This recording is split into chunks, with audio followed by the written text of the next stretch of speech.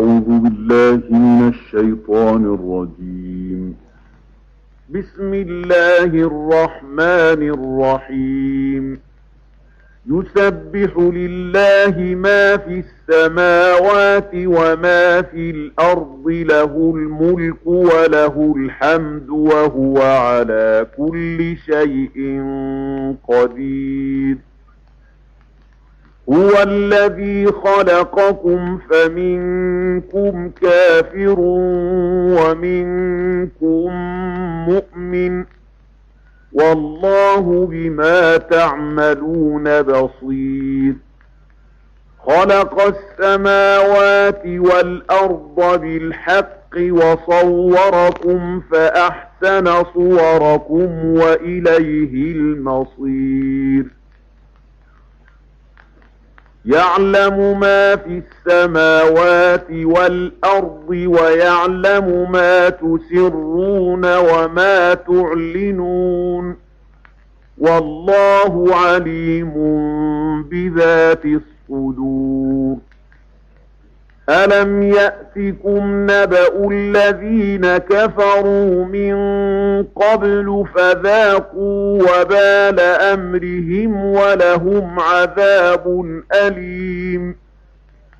ذلك بأنه كانت تأتيهم رسلهم بالبينات فقالوا أبشر يهدوننا فكفروا وتولوا واستغنى الله، والله غني حميد. زعم الذين كفروا أن لن يبعثوا، قل بلى وربي لتبعثن ثم لتنبؤن بما عملتم، وذلك على الله يسير. فآمنوا بالله ورسوله والنور الذي أنزلنا، والله بما تعملون خبير. يوم يجمعكم ليوم الجمع، ذلك يوم التغابن. ومن يؤمن بالله ويعمل صالحا يكفر عنه سيئاته ويدخله جنات تجري من تحتها الأنهار خالدين فيها أبدا، ذلك الفوز العظيم. والذين كفروا وكذبوا بآياتنا أولئك أصحاب النار خالدين فيها وبئس المصير. صدق الله العظيم. In the name of God, most gracious, most merciful. Whatever is in the heavens and on earth doth declare the praises and glory of God. To him belongs dominion, and to him belongs praise, and he has power over all things. It is he who has created you, and of you are some that are unbelievers, and some that are believers. And God sees well all that ye do. He has created the heavens and the earth in just proportions, and has given you shapes, and made your shapes beautiful. And to him is the final goal. He knows what is in the heavens and on earth, and he knows what ye conceal, and what ye reveal. Yea, God knows well the secrets of all hearts. Has not the story reached you of those who rejected faith aforetime? So they tasted the evil result of their conduct, and they had a grievous penalty. That was because there came to them apostles with clear signs, but they said, shall mere human beings direct us. So they rejected the message and turned away. But God can do without them, and God is free of all needs, worthy of all praise. The unbelievers think that they will not be raised up for judgment. Say, Yea, by my Lord, ye shall surely be raised up. Then shall ye be told the truth of all that ye did. And that is easy for God. Believe therefore in God and his apostle, and in the light which we have sent down. And God is well acquainted with all that ye do. The day that he assembles you all for a day of assembly, that will be a day of mutual loss and gain among you. And those who believe in God and work righteousness, he will remove from them their ills, and he will admit them to gardens beneath which rivers flow, to dwell therein forever. That will be the supreme achievement. But those who reject faith and treat our signs as falsehoods, they will be companions of the fire, to dwell therein for aye. And evil is that goal.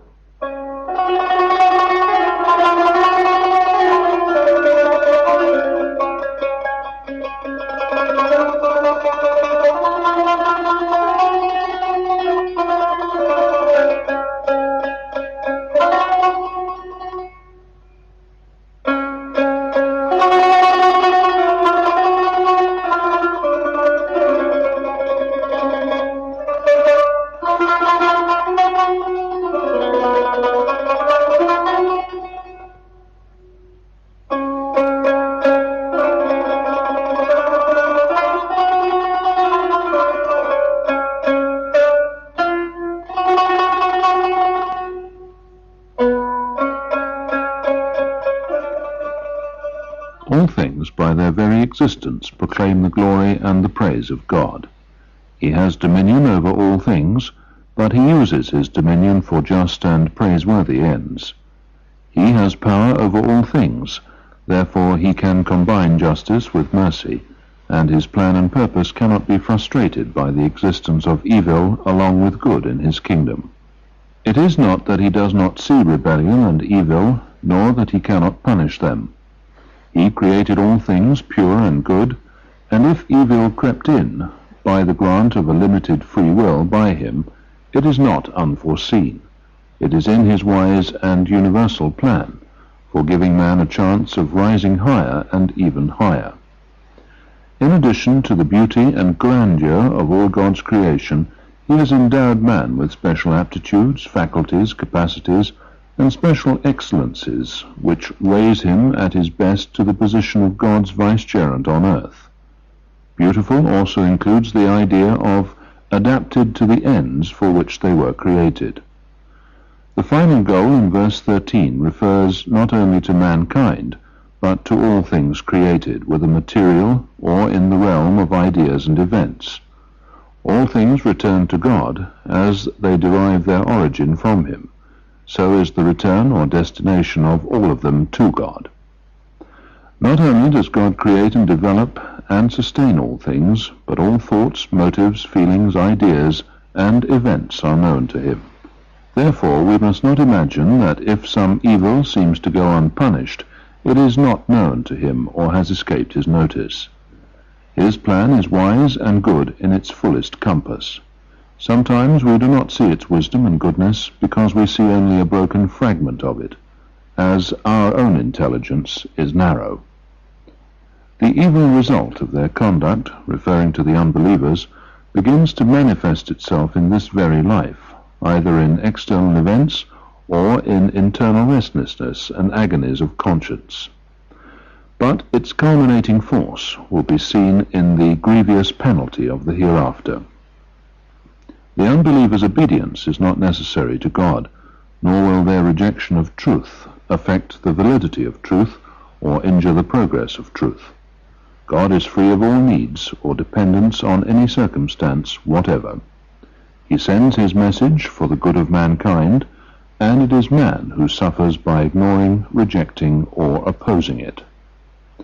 The unbelievers think that there is no future life and no responsibility for their own actions beyond what we see in the present life. If that were true, all the profits of fraud and roguery which remain unpunished in this world, and many do remain unpunished in this world, will remain with the wicked, and all the losses and pains suffered by integrity and righteousness, if they find no compensation in this life, will never find any compensation. This would be an odd result in a world of justice. We are taught that this is untrue, that it is certain that the balance will be redressed in a better future world, that there will be a resurrection of what we call the dead, and that on that occasion the full import of all we did will be made plain to us, and our moral and spiritual responsibility will be fully enforced. The light which we have sent down, that is, the light of revelation, the light of conscience, the light of reason, and every kind of true light by which we may know God and His will. If we play false with any such lights, it is fully known to God. The day of judgment will truly be a day of mutual loss and gain, as the title of this surah indicates. Men who thought they were laying up riches will find themselves paupers in the kingdom of heaven. Men who thought they were acquiring good by wrongdoing will find their efforts were wasted. On the other hand, the meek and lowly of this life will acquire great dignity and honor in the next. The despised ones doing good here will be the accepted ones there. The persecuted righteous will be in eternal happiness. The two classes will, as it were, change their relative positions. Remove them from their ill, referring to those who believe in God. The ills may be sins, faults, mistakes, or evil tendencies. God will of His grace cover them up and blot out the account against them, or they may be sorrows, sufferings, or disappointments. God may even change the evil of such persons into good, their apparent calamities into opportunities for spiritual advancement. This is because of their sincere faith, as evidenced by their repentance and amendment.